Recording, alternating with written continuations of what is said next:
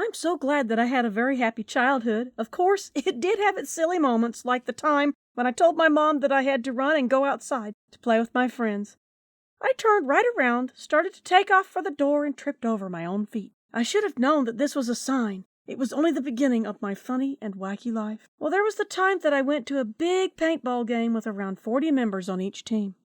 Are you guessing yet that some very crazy things were about to happen? If you guessed yes, then you are right. Well, first the day started out with me trying to be, a good kid and bring a first aid kit.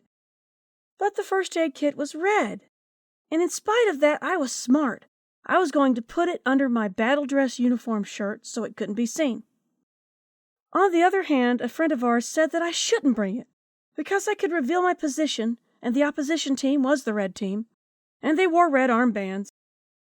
Now bear in mind, it wouldn't have been visible. No, I wouldn't have been shot by my own team. Less than an hour later, we were patrolling the woods, and the game was in full swing. I see a line of red in the bushes, which looks like a red armband. And since I'm on the blue team, I take aim and fire at that armband. Well, lo and behold, it's the same friend that said I should not take the red first aid kit with me. He's carrying a paintball gun with a bright red barrel. Since it's horizontal, it looked like a red armband. Ha ha! No, I didn't know it was him because he left us to scout the area and was covered with camouflage. He came back without signaling us, and he made it look like we were being ambushed. He really should have taken his own advice. Then there was the time that I went to a baseball game with my dad.